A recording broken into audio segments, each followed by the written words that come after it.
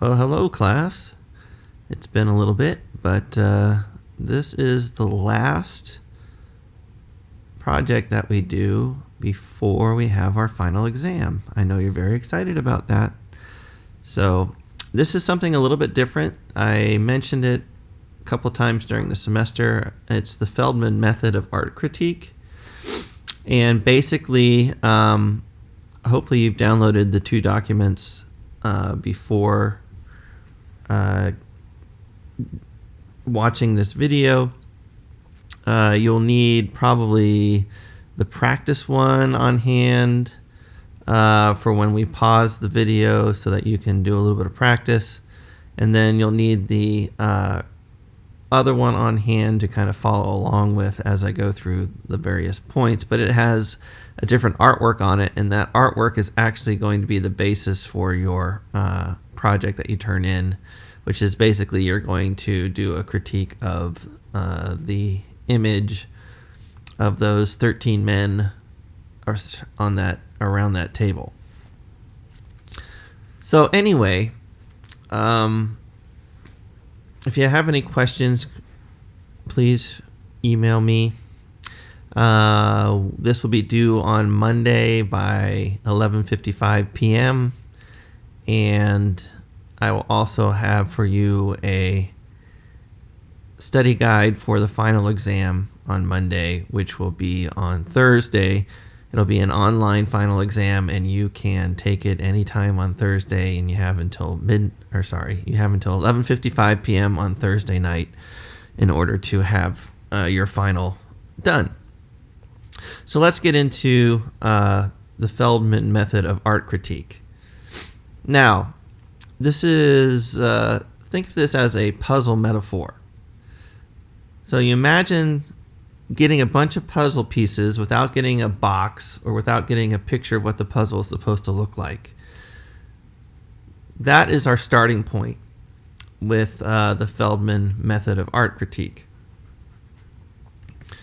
So to remember Feldman, just think of that dude in high school named Feldman who seems like he would have been wedgied mercilessly all throughout high school.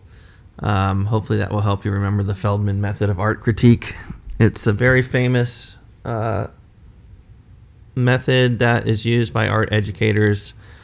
I know at least in this country, probably around the world, because it's simple and it's effective. And it can bring people who know very little about artwork into a way of being able to be comfortable with looking at artwork and critiquing artwork. So, the 4 steps of Feldman's art critique are description, analysis, interpretation, and judgment.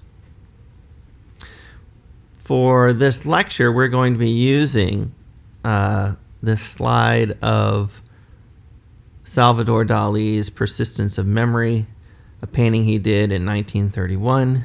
It's considered to be one of the most famous surrealist paintings of all time, and it's probably one of the most recognizable surrealist paintings. Even you guys probably have had some sort of familiarity with this, or there's a good possibility that you have at least. So, the first step is description. Now, this is basically the pieces of the puzzle that you see. You've gotten a puzzle and there's no picture for you to kind of see, so you actually have to kind of look at the puzzle pieces and see what they actually are, for what they are, without interpreting them or judging whether they're good or not. So the description is the part where you describe what you actually see without interpretation or judgment. Now, imagine that you're describing what you see to a blind person, but you do not use proper nouns and you do not use specific identifiers. So a proper noun, of course, is I'm a man, but you know me as Dr. Cummings. We won't use proper nouns until step 3. Another thing we don't use is specific identifiers. So if it's a man, you don't say it's a doctor, right? At least not until step 3. So we're being very generic in step 1. with our descriptions. So, an example of a description that follows these kind of rules is, I see a small white boat in the upper right corner of the painting. Now, that is a good way of having a description. Now, what you wouldn't say is, I see the SS Minnow in the upper right corner of the painting. Just not what you do, because the SS Minnow is an identifier. It's a proper noun, and it's also a specific identifier. Or you might describe a person like, I see a youngish man with a beard and long hair sitting at the middle of a table. Your description wouldn't be, I see Jesus sitting at the middle of the table. You wouldn't go into interpreting that that person is Jesus until step 3. So, questions to ask in step 1, the description. What do you see? But what do you see without naming proper nouns or specific identifiers? Where do you see it? Is it in the top right? Is it in the bottom left? Is it in the center? Is it in the center right? Does that thing that you see occur anywhere else? Is there one man? Is there 5 men? Is there 2 men and a woman? Is there 1 clock? Is there 2 clocks? Are there 3 clocks? Are there 4 clocks? What do you see next? So your eye's generally drawn to something specifically in an artwork. And then from there, go back and see if you can see anything else. Like, what's the next thing that you see besides the focal point? Now, another really good step is, what do I notice if I look more closely? We're going to be hit by certain things as we look at a particular image. But if we stay with that image for a while, we'll start noticing other things as well. So don't just end with the first things that you see, but look more closely and see if you can see other things. Now, another question to ask while you're doing a description is, does my description include words or phrases of interpretation or judgment? So interpretation words are means, symbolizes.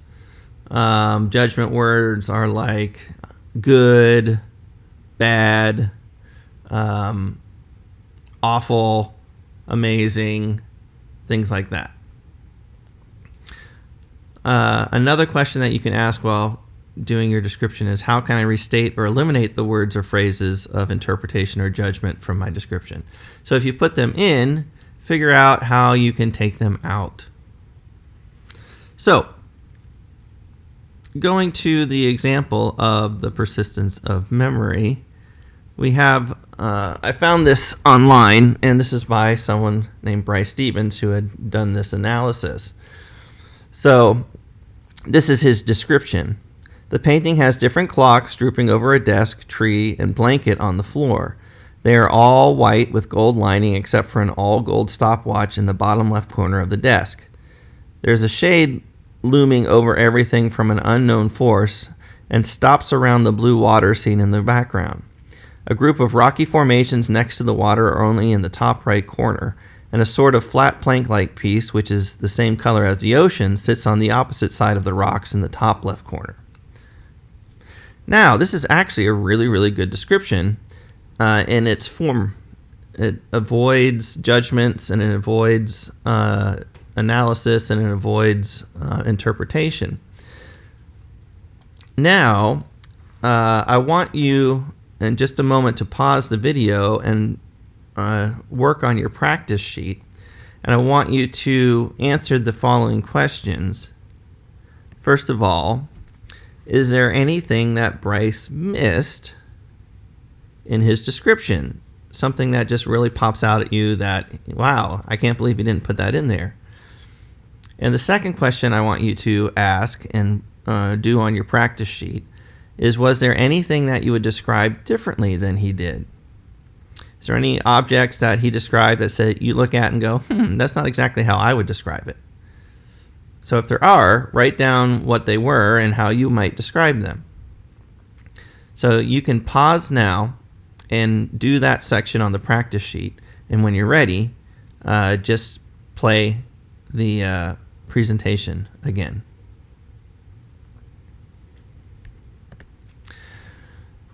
Now, look back at your or at his description, and maybe anything that you've written as well, and look for things that say, is this element balances, this line draws your eye to, is this the focal point, this blank acts as a shape, etc. in Bryce's description.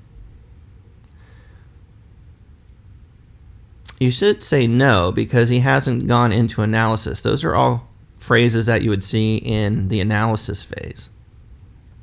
Now, are there any phrases like this means, this is about, I think what is happening is, this symbolizes, etc. in his description? Again, I would say no, because he's not doing interpretation in his description. He's doing a good job of keeping his description to a description.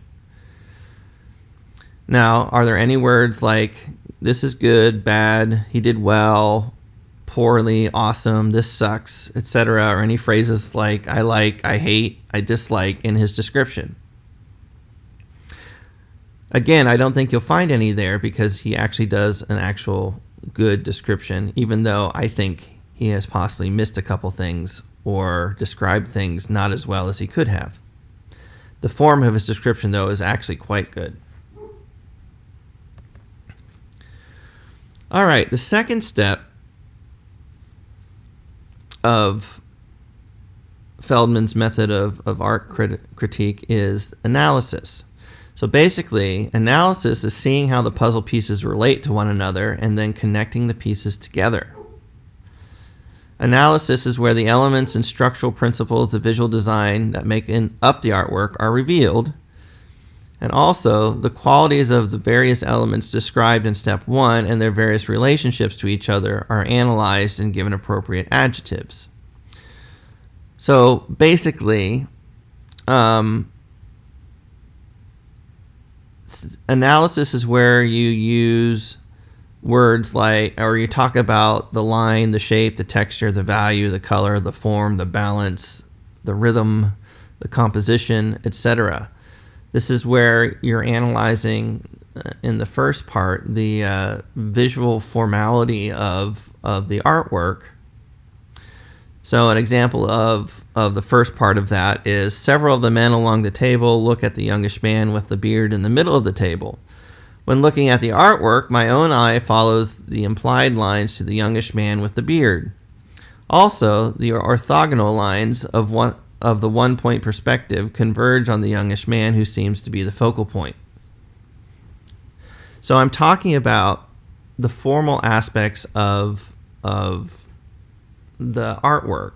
What is the focal point? How does my eye get to the focal point? What elements of visual design are used in order to get my eye to look at the focal point?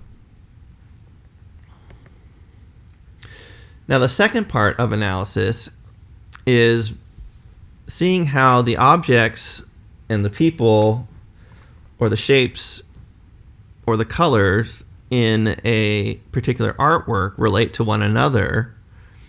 And also, you look more closely at them to see if there's anything that is revealed about them that you can give adjectives to. So, an example of the second part of analysis is, most of the men at the table look angry or confused. However, the youngish man in the middle looks peaceful but maybe slightly sad. It looks like someone accidentally knocked over the salt dish. Note, there are still no proper nouns used, nor are there any specific identifiers used.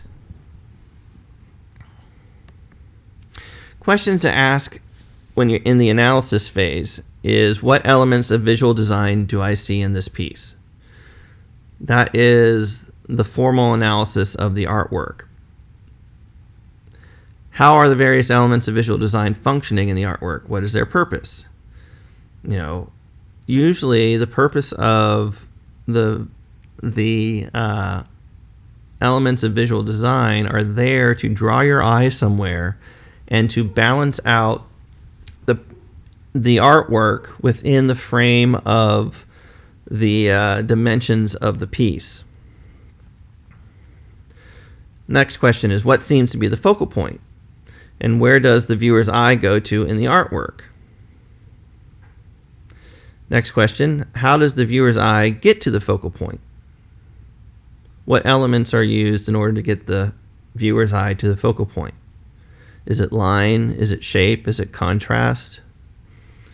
Another question, how do the various objects that you described in step 1 relate to one another?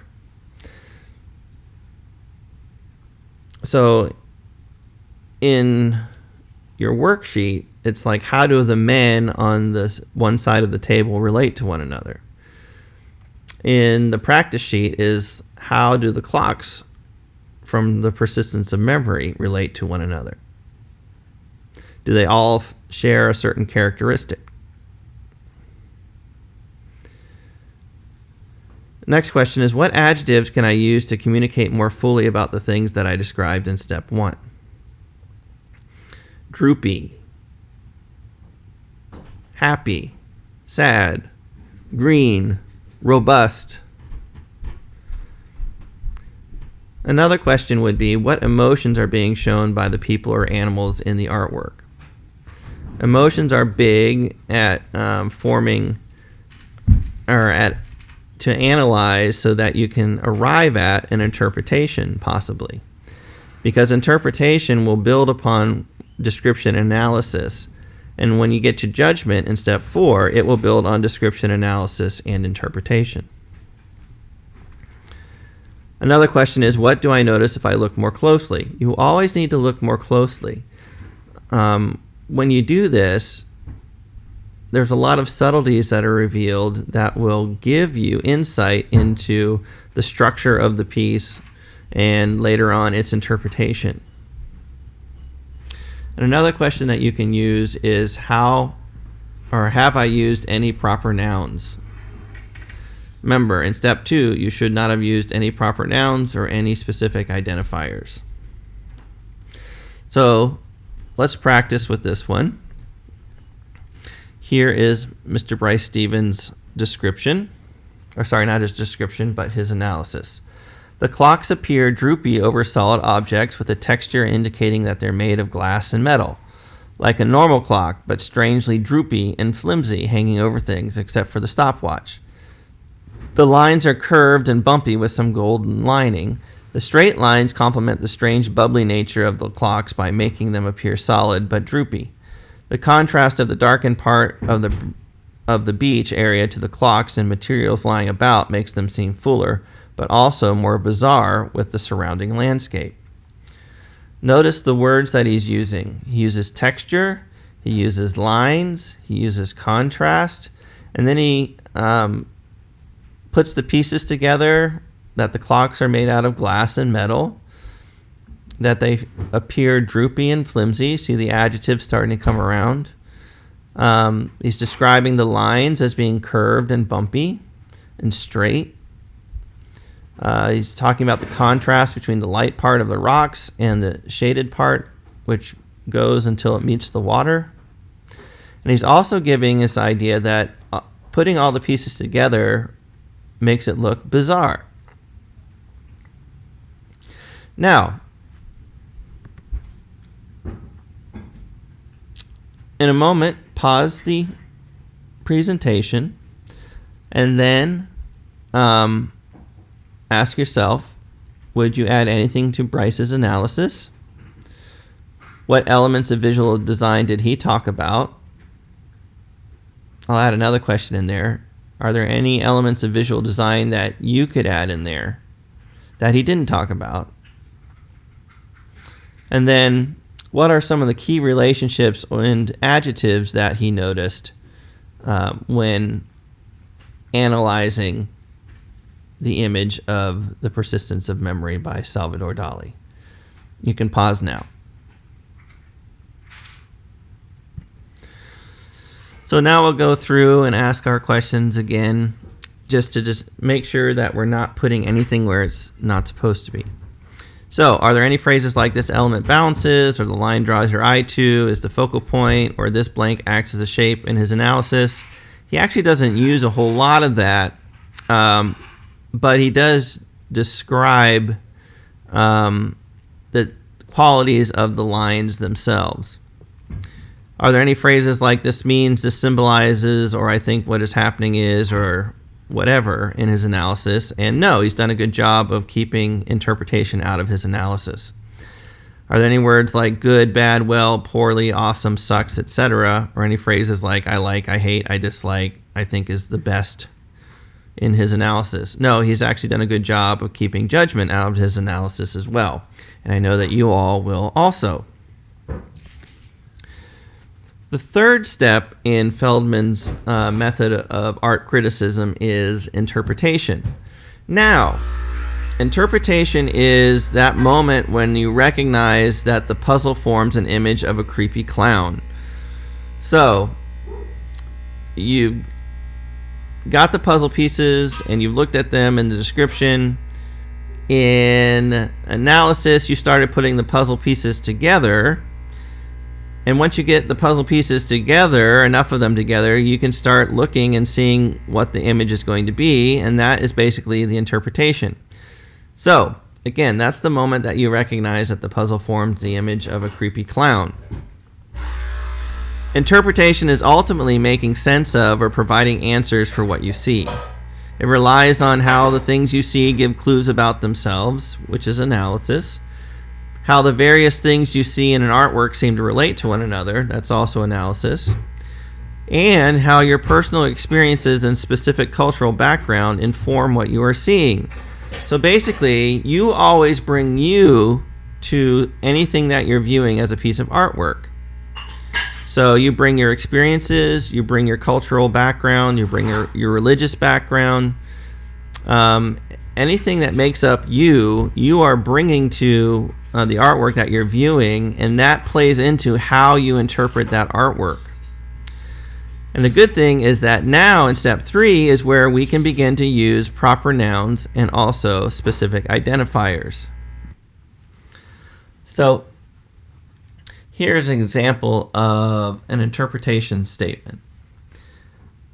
There are 13 men at the table. The youngest man with the beard and the long hair in the middle looks to me like what Jesus should look like, so he must be Jesus. The 12 other men must be his disciples. They are at a meal, so maybe this is a depiction of the Last Supper. The spilled salt could be a bad omen, which would fit the event because Jesus told his disciples at the Last Supper that he was going to die. So, at the very first thing, I am bringing my own experiences in here to make an interpretation. I know what Jesus is supposed to look like in artwork. I imagine that you have an idea what Jesus is supposed to look like in artwork, so you should be able to pick out Jesus pretty easily. And then in the context of a meal and there's 12 other people with him, you're like, oh, those must be his disciples. Why? Because of your religious background. You would probably know that. Now, the salt is a bit different. That's something I would have had to have studied or have known in some particular way. That spilled salt is a bad omen. So you might have heard that before. But it's also something that has appeared in lots of different literature, old wives' tales, and things like that. So my interpretation is based off of the description and the analysis. Remember I said that people were sad and that people looked confused, and then Jesus looked calm.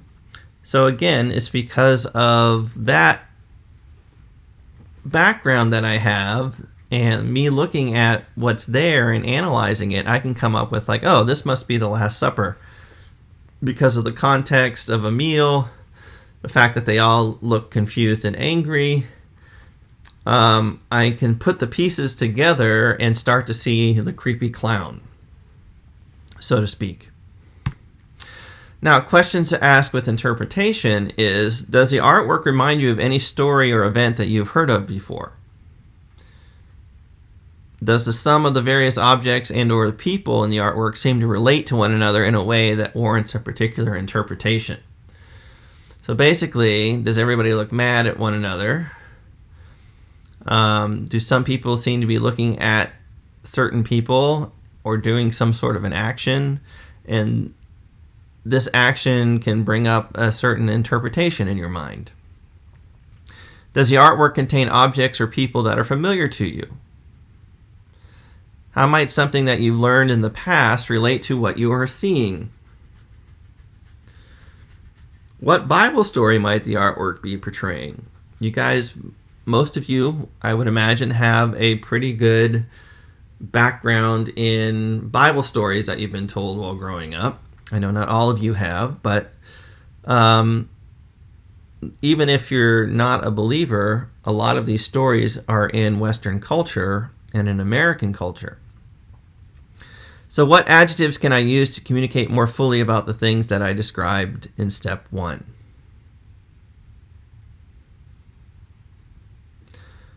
What emotions are being shown by any people or animals in the artwork? What do I notice if I look more closely? And have I used any proper nouns? Guess what? You can, which is good. Now, let's check out Bryce's interpretation of Dali's persistence of memory. I see time slipping off of different objects, maybe to symbolize time slipping away, or the meltiness of it could symbolize how flimsy time can be, or time dissolving itself. The art feels kind of slow and almost relaxing, as if time is moving slower due to the clocks becoming less structured, maybe even easier to manage. So, Bryce here uses symbolizes twice, but there's also a couple other phrases in here, as if and due to. So those are both having to make interpretive statements, or those are both statements that demonstrate interpretation. So it's not just something, but it's doing something as if something else, or this leads to that. Time is moving slower due to why the clock's becoming less structured. So this is an interpretation. I'm not going to say whether it's a good interpretation or not, but time to go through the process of practicing. And while you're practicing for this one, interpretation, do you think Bryce's interpretation is accurate or on the right track? So does his interpretation gel with what you're thinking the interpretation might be? What personal experiences do you think Bryce might have brought into his interpretation? What was the title of this piece again? And, is important, how might the title play into the interpretation of the piece? Pause now and answer those questions in practice. And then when you're ready, play the presentation again. So, did Bryce use phrases like this element bounces, this line draws your eye to, this is the focal point, this blank asks as blank, in his interpretation?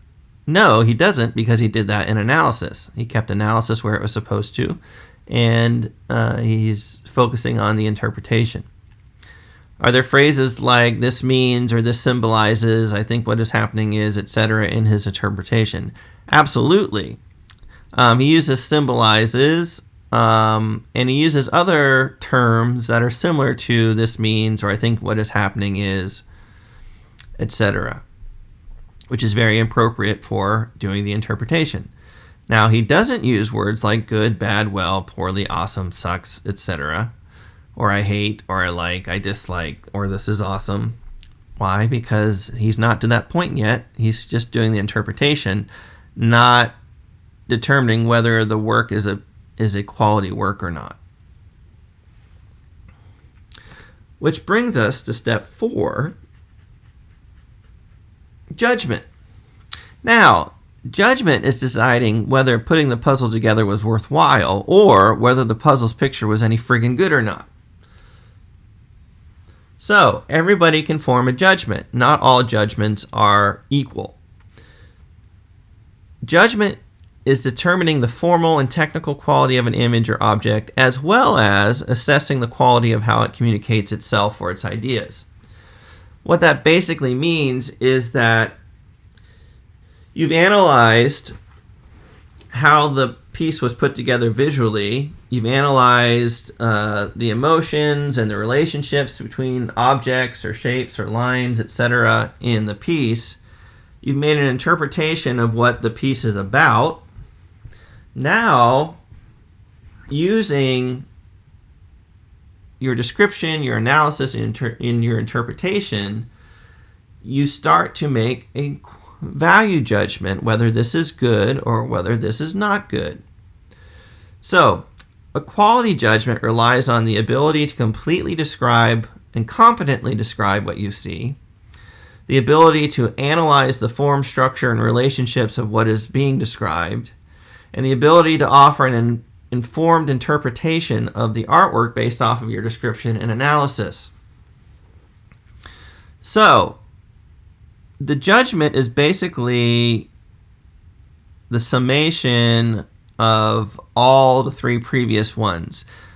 Through all of that, you finally get to determine whether or not this is a good artwork or whether or not this is a poor artwork or whether this is a meh artwork.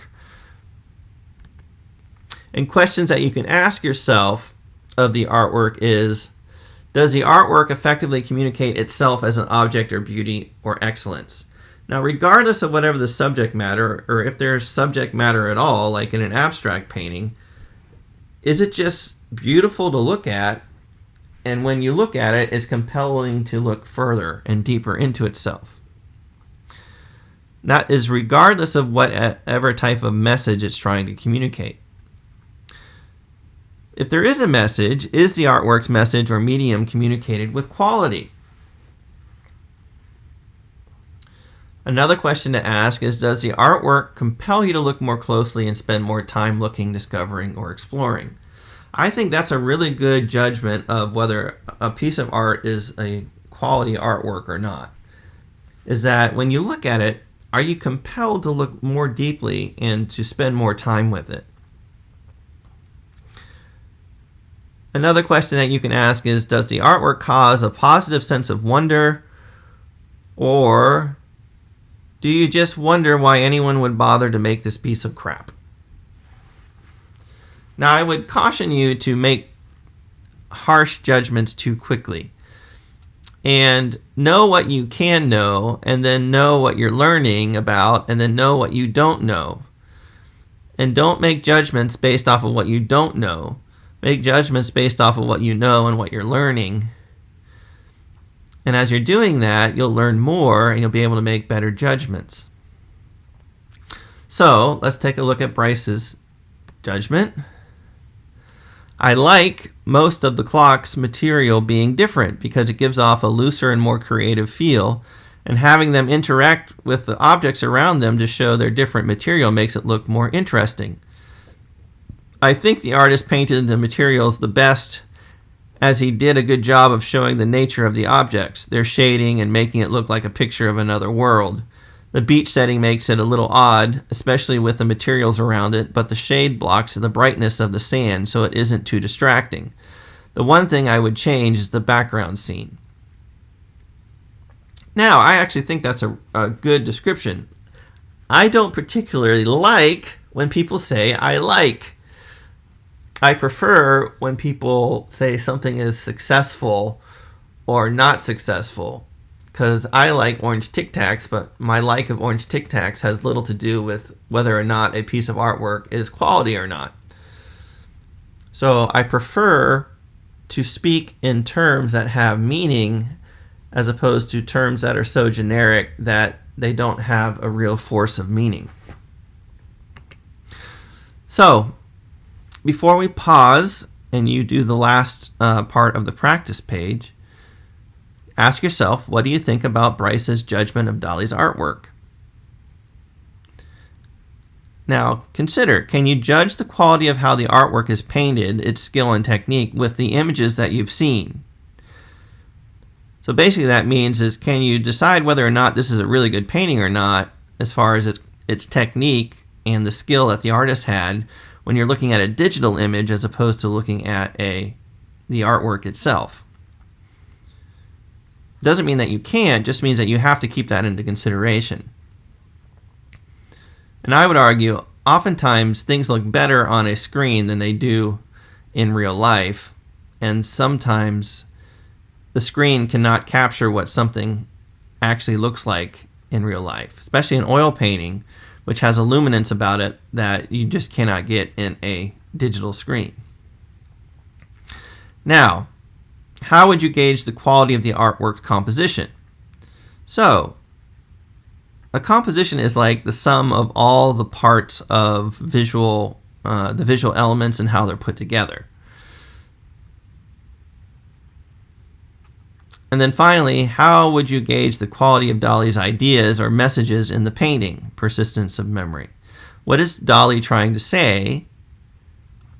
Does he have to say something specific, or is he trying to communicate something else?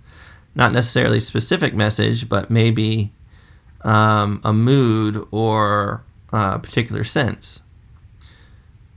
So based off of that, not thinking of his message as being something specific that everybody has to get out of it, but if, as Bryce said, that it's bizarre, is he communicating the bizarreness of what's going on?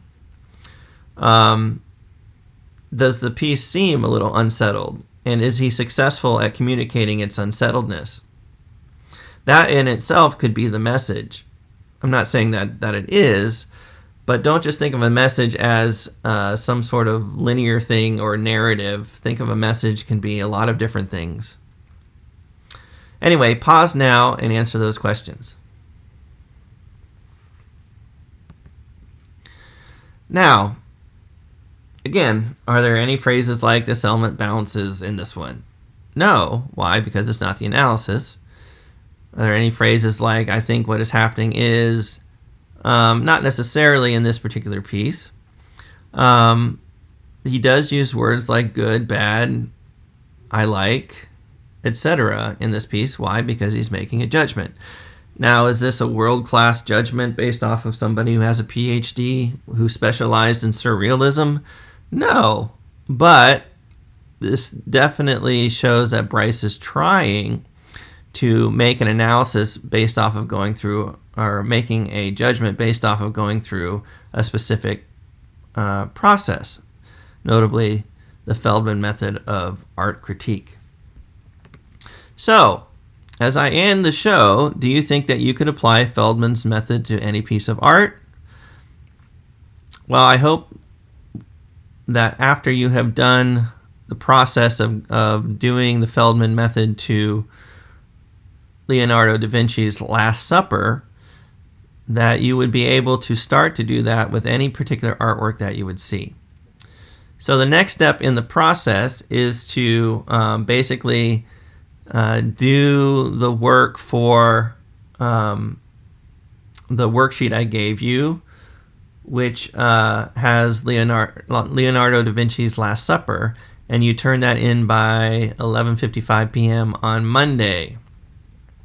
So I hope that you're all doing well. We're in the home stretch. This will all be over soon, and I'm sorry we're not finishing in person together, but I really pray that you are all doing very well. Love you guys.